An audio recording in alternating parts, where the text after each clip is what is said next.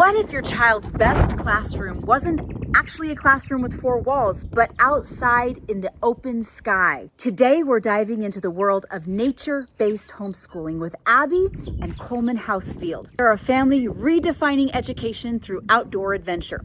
So if you've ever wondered how to blend academics with real-world exploration, this episode is for you.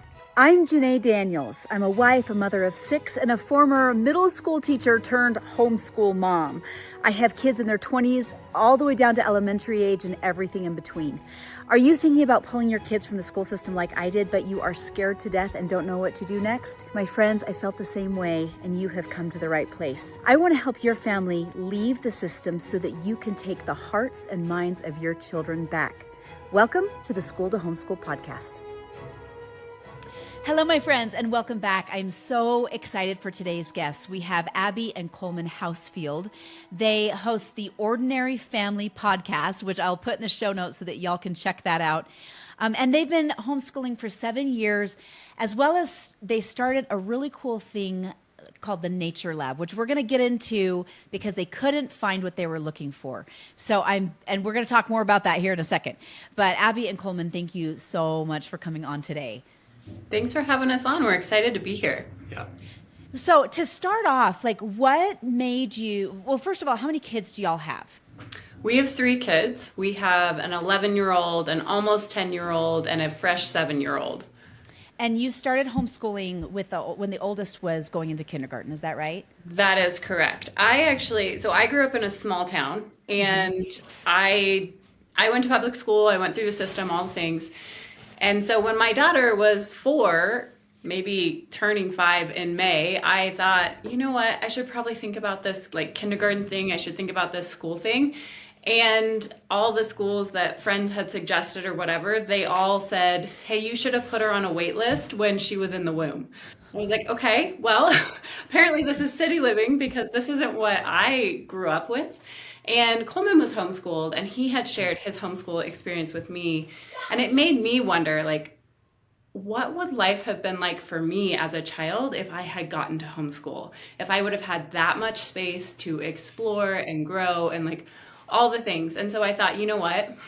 I can teach letters and numbers. I can do kindergarten. And then from there on out, we've just stuck with it. I love it. Now, Coleman, because you would have grown up when homeschooling was still kind of the weird enigma that, what was that like for you growing up? Yeah, it was not normal to be homeschooled when I was homeschooled. Fortunately, in Florida, there was a very strong homeschool community that we were able to connect to. And obviously there were still very few of us at the time, but I think probably started out as 3 or 4 families. It grew to a dozen, and it kept kind of growing as we got older. And, my sister and I asked my mom, she was going into 2nd grade, I was going into 3rd. We were like, Mom, we just want to try real school, public, we just want to try it. Can we try it? She was like, great, you can try it. So we signed up the local elementary school in our neighborhood, and within a couple of weeks we were begging to be homeschooled again. We were like, get us out of here, it's so sterile, and there's all these rules, and we can't just do what we want to do as far as kind of following our passions and things that we wanted to learn. My parents, bless them, were like, hey, you said you wanted to do this, and in our family we're really big on finishing what you start, so we just want you to finish the year, and then if you decide that you want to go back to homeschooling, we'll do that. Now, I'm very impressed because my mom actually loved having us home, so the fact that she was able to stick to that value and make us finish, because we did not want to finish. So that's a little bit of my homeschooling journey. So, and what philosophy did your parents kind of embrace, or were they kind of a little bit of eclectic? Yeah, I think my mom really wanted to be with her kids. So she really just enjoyed the time spent with the kids. And then I think my parents together both wanted to have more agency over what their kids were exposed to and influenced by and what they were learning. And so because we were homeschooled, they had a ton of agency. And then we had a ton of agency to say like, we're super interested in this. Great, let's sign up for that. And you can learn more about that. Very cool. Very cool. Now, so when y'all started homeschooling, what did you do like your first year, and what philosophies have you embraced that has fit best for your family? I'm very tongue-tied today. Like what has been best for your family, have you found? Yeah. So well, a couple things. Because I came out of the school system and I liked school. Like I was one of those kids. Like I like systems, I like structures, I like routines. And so I very much tried to create school at home. And it didn't, it worked fine with our firstborn. Yeah. She has a similar makeup as I do. And so now I will say I started her at like 4 because this is what the world told me I was supposed to do. Like in preschool, she was supposed to know her letters and numbers and whatever. And it was like pulling my hair out. It was a terrible experience. And I remember it was like a January, and I was like, I can't keep doing this if I don't find community, because this isn't fun. Like, I don't want to do this by myself. So fortunately, I found some community, dropped into a wild and free group that still is like super tight knit today, and we adore them, and they have kept me alive in the homeschooling journey. But ultimately, I feel like each year, my routine, my structures, my systems soften and soften and soften.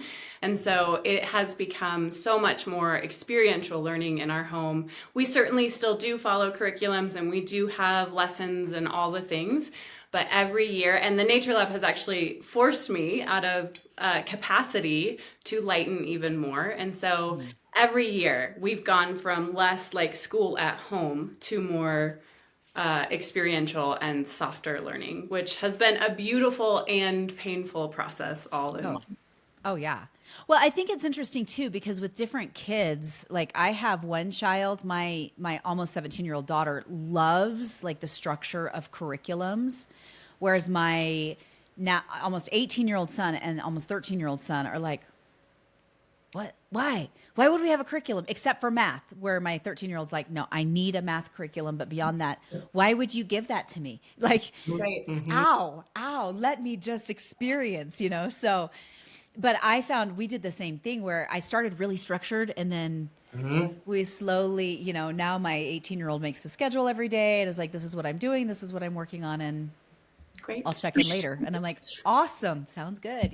So I think that naturally happens for a lot of us, where it's like, oh, it's going to be different than I thought. Yeah. So, but what I like is when you brought up like with the Nature Lab, that you've had to make adjustments, and you can, because you homeschool, which is so great. Yeah.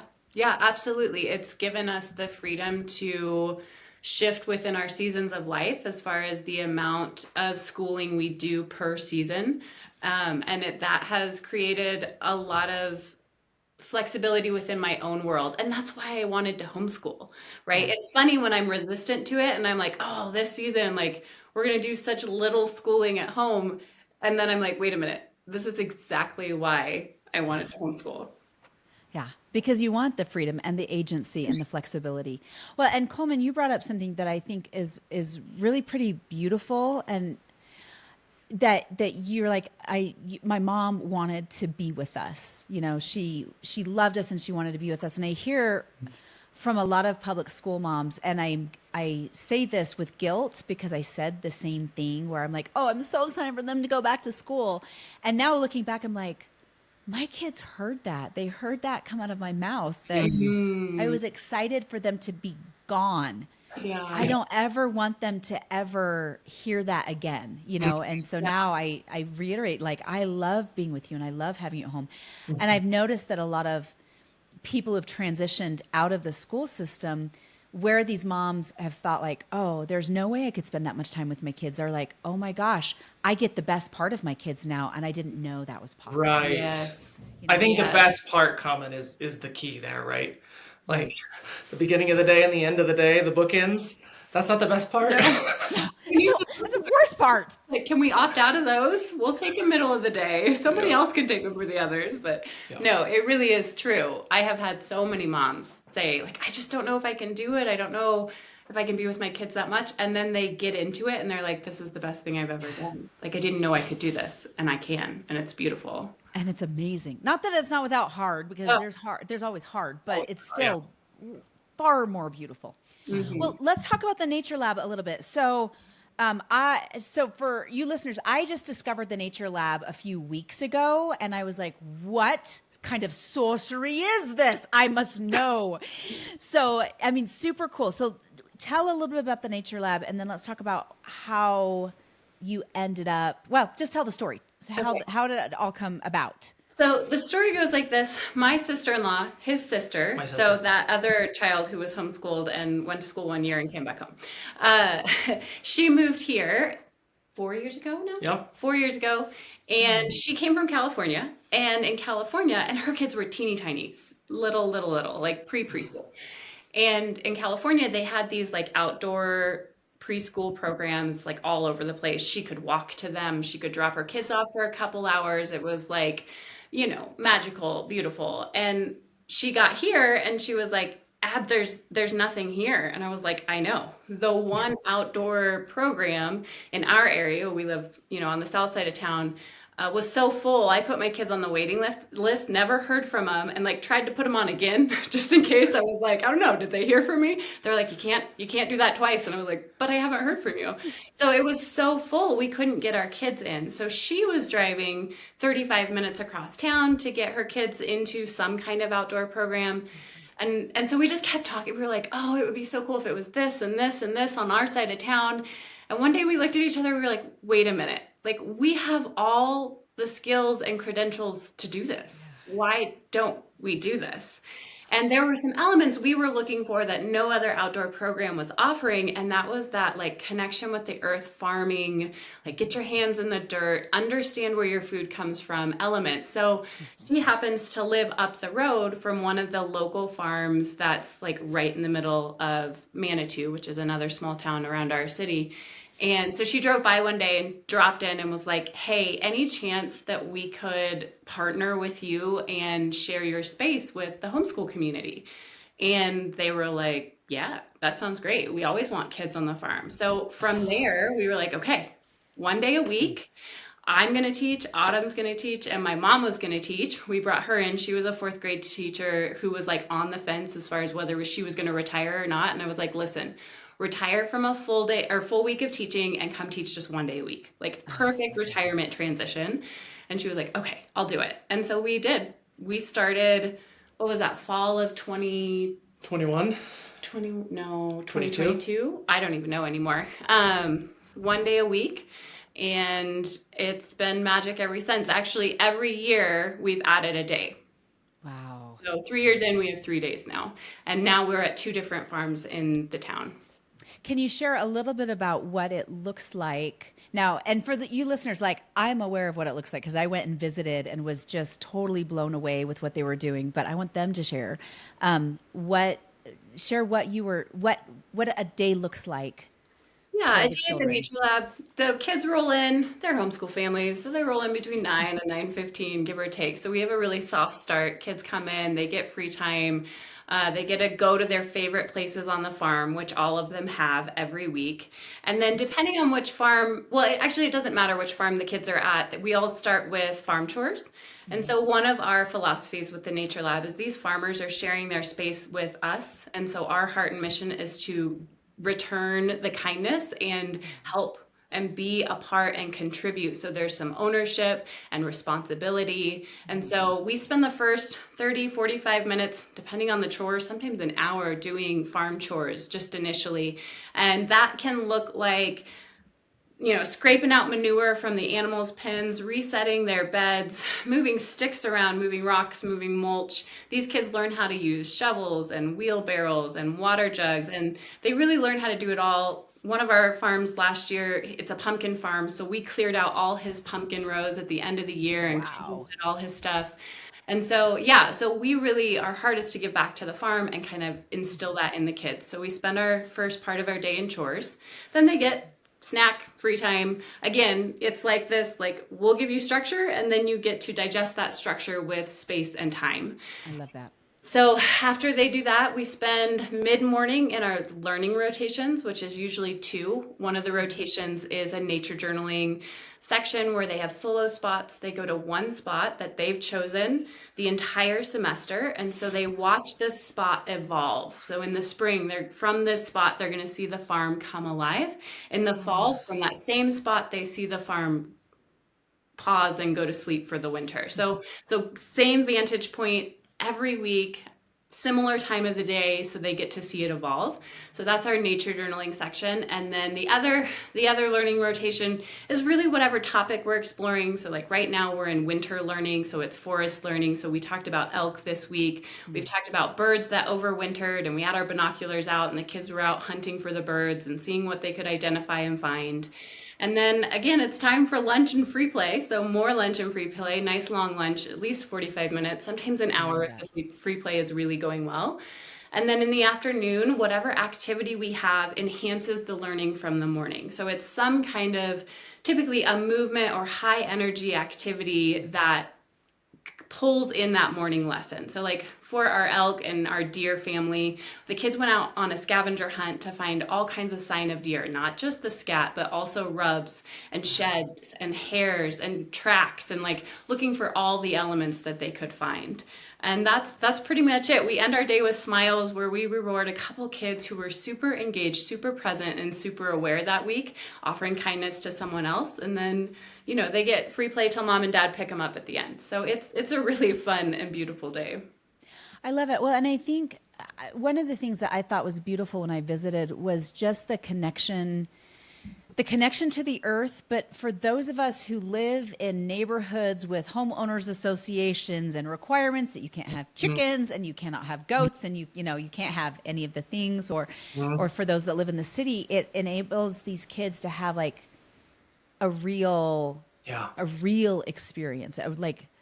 I actually, when I left the farm, I full on the first morning that I visited, I full on, you guys didn't see this, but I full on started crying. And I called my dad, and because my dad was a farmer and my grandfather was a sheep farmer. And I was like, Dad, are you glad you grew up on a farm? And he's like, I wouldn't trade it for the world, even though it got lonely and we were in the middle of nowhere and I became friends with the sheep, he's like, it taught me to work, but it taught me to love the land, and it taught me to know where my food came from. And anyway, so, and I left just very emotional, leaving after, seeing these kids playing in the earth and playing with the animals and cleaning up. And it was such a beautiful experience for me. Anyway, so thank you for that.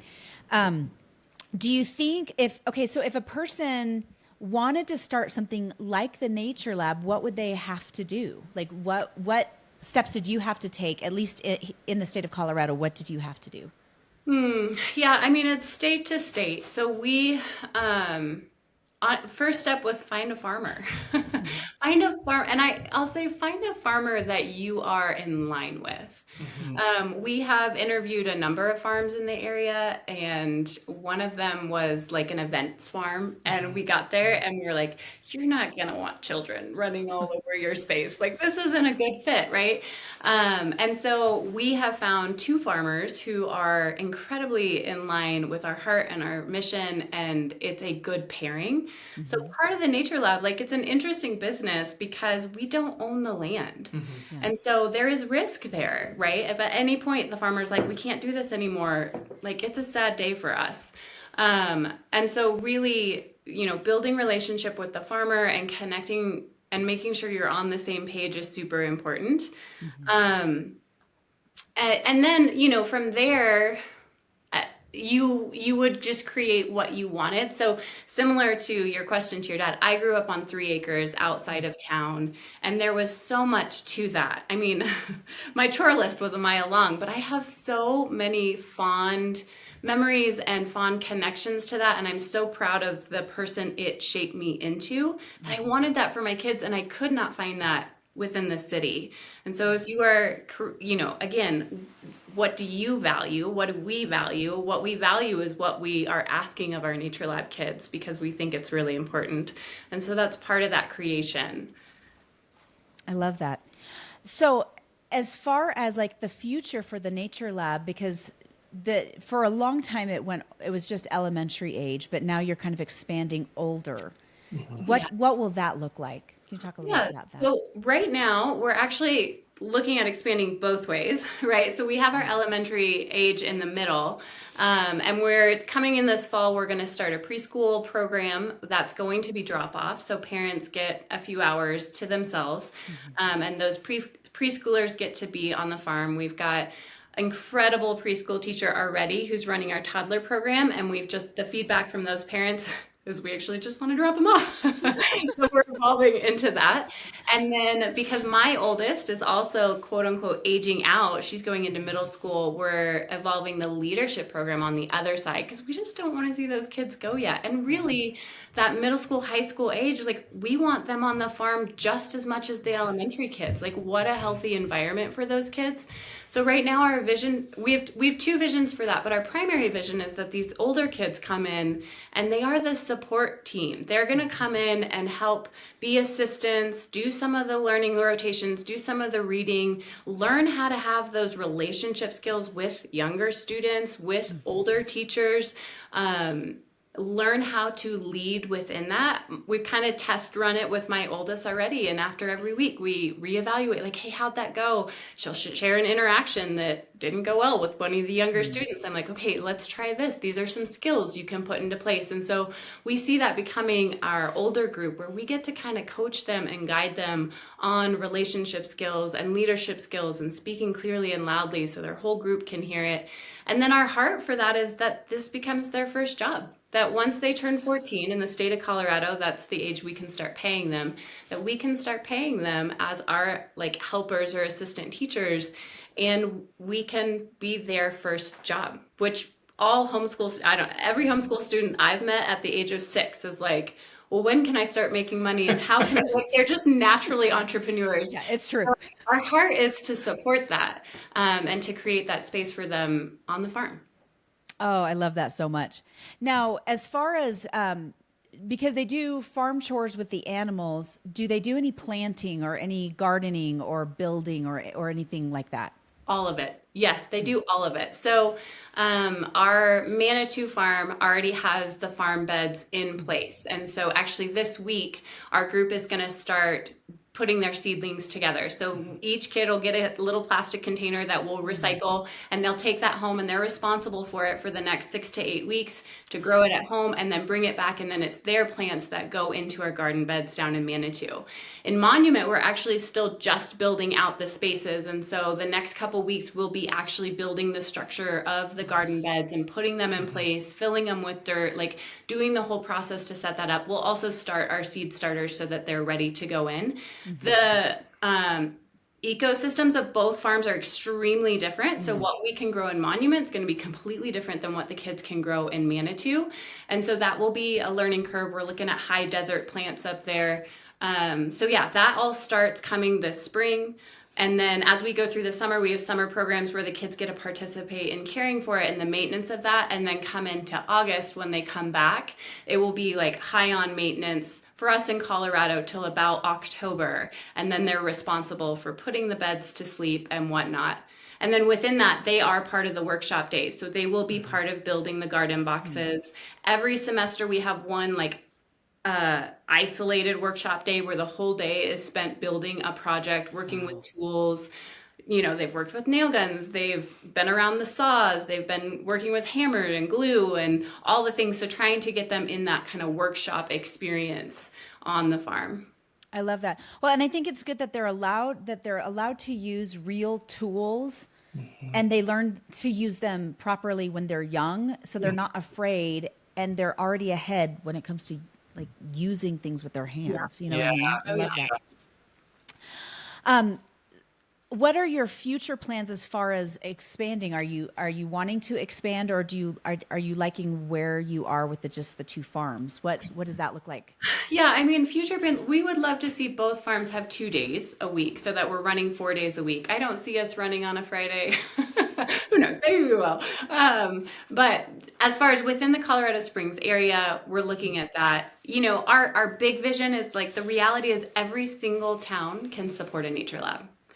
Every single town needs a nature lab, and there's a farm that needs a nature lab. And so who knows where we'll go with that. We have met with some franchisors as far as like, is this possible? What do we need to do to put this in place? So it's certainly part of the vision and the goal, but at this point we're working within capacity of, 2 families with 3 and 4 kids apiece are, doing their own homeschool thing and creating this. So there's definitely sites where we've actually had a couple contacts in Florida.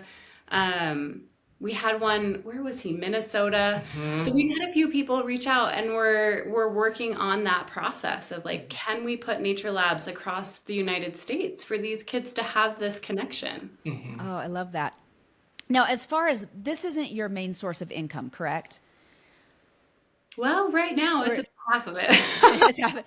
So, but do you have a second job, or like, I guess that's the question is, has it been able to support you, or do you still have to have another income coming in?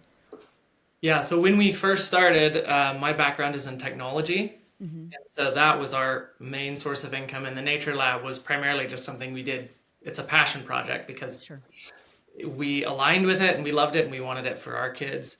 And then over the last year, I left my career in technology and I'm working on starting a coaching business. Nice. And so we're kind of in between having a main source of income. The Nature Lab does provide something for both families, but it doesn't provide everything that we need. And so that's where the coaching business comes in.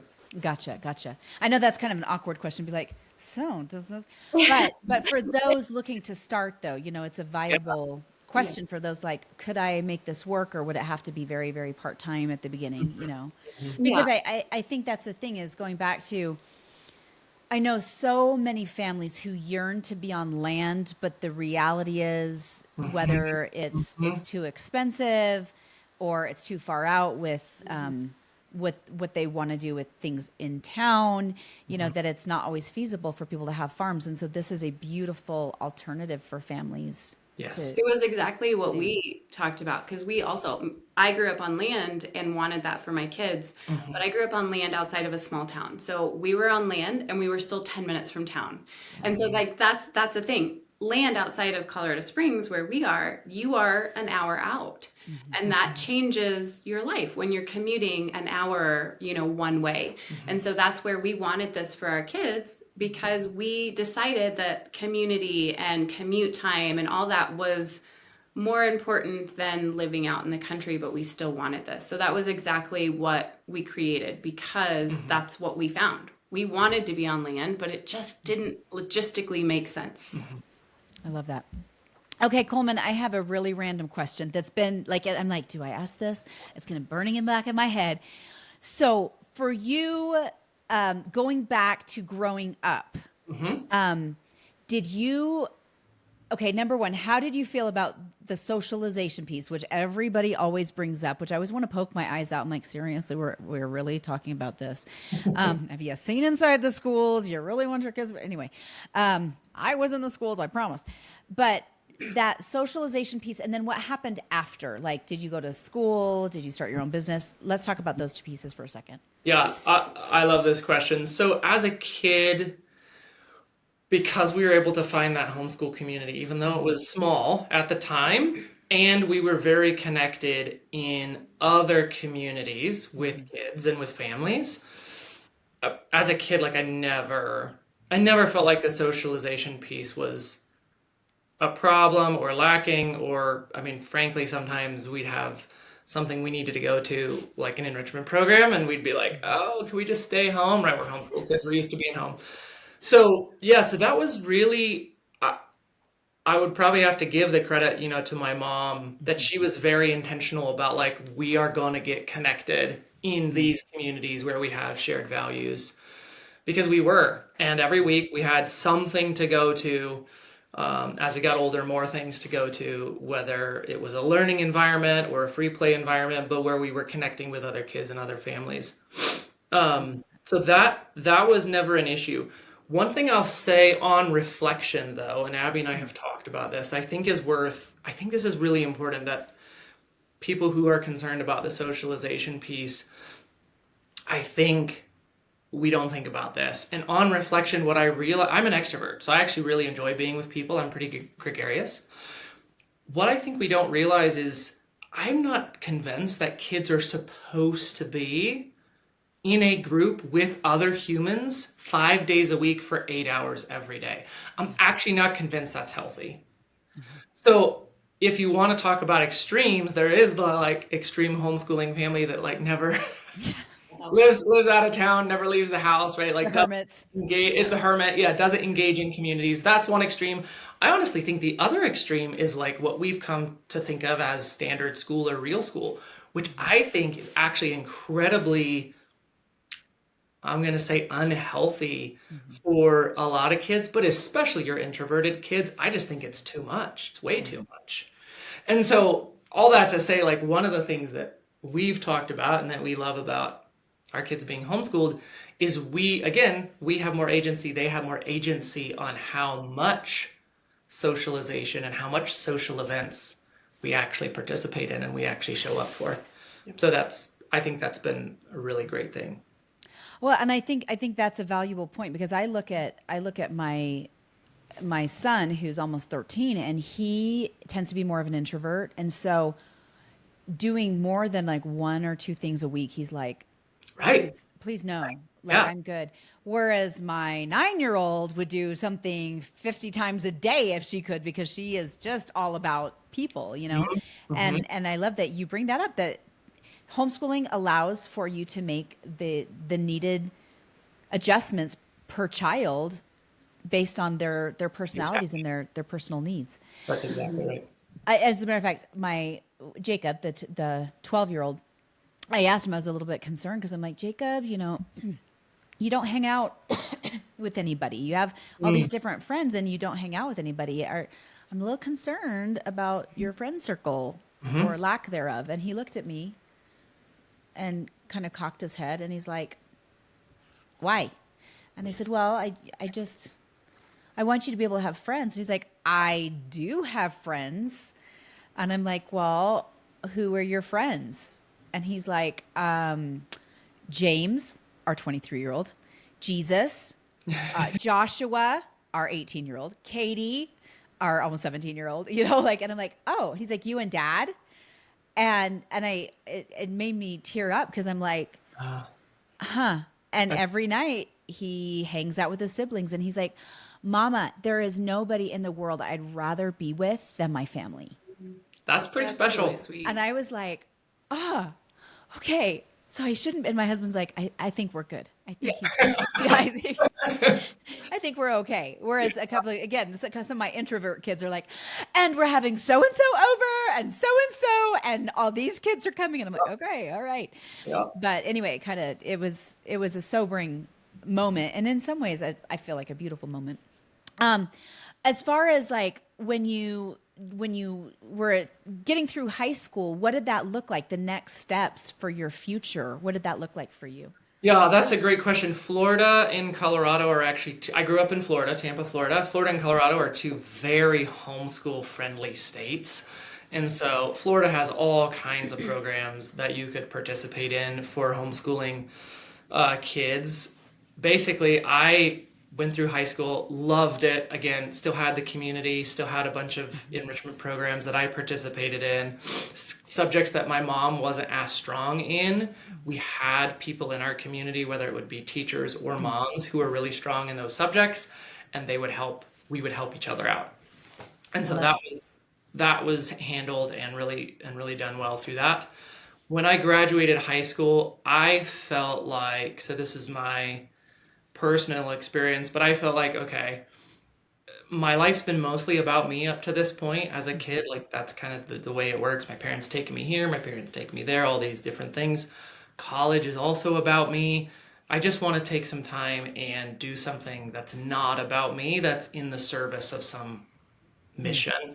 And so I took basically a gap year. I took a year off and worked and just spent time with friends and family and found a leadership academy that I did for 2 years. And that was truly an opportunity to serve. So it was with a local church, actually here in Colorado Springs. And we were like the main volunteer force for the church. We did mission trips, so humanitarian efforts, and we learned hermeneutics, and we took all these college courses as part of that program. And then through that program, I was actually fully intending to get my master's in counseling and become a therapist. And a friend of mine recruited me to help him out with his technology startup. So, long story short, I went into tech, did that for 15 years, but always wanted to come back to this firsthand way to help people. That was always what I wanted to do, which is how I ended up starting a coaching business. It's similar to therapy, but slightly different. Very cool. So, and do you coach parents, or like, what is your main? That's exactly right. Yeah, I coach parents, primarily focused on emotional regulation. Very cool. So last words of advice you'd give to new homeschooling families, what would you say? Best advice that like, oh, this, you've got to know this. What would you say?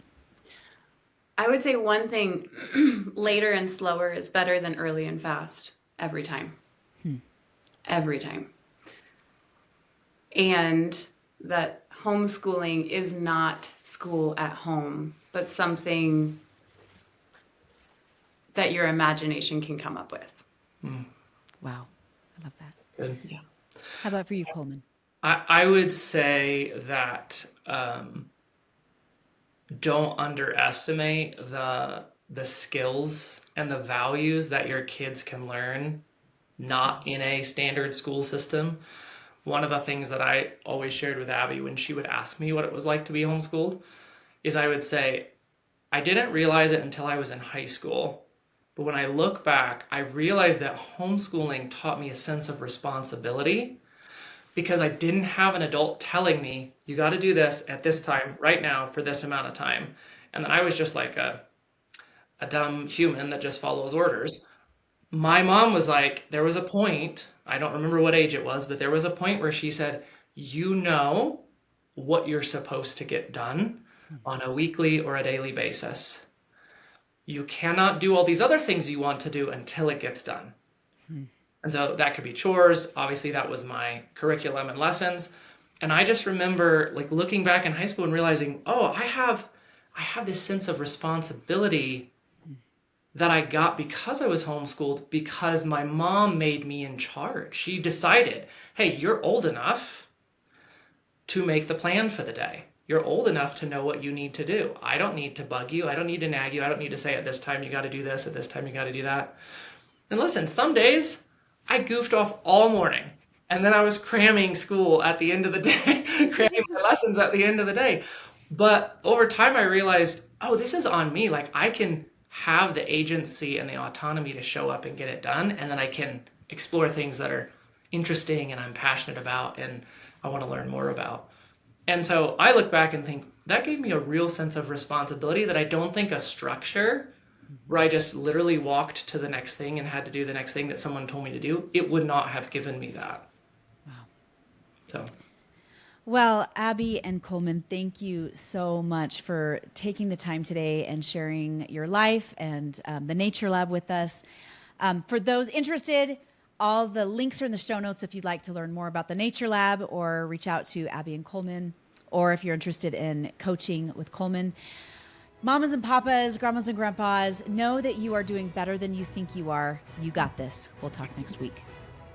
If you found this podcast helpful, please like and subscribe. And you can also sign up for our newsletter at schooltohomeschool.com.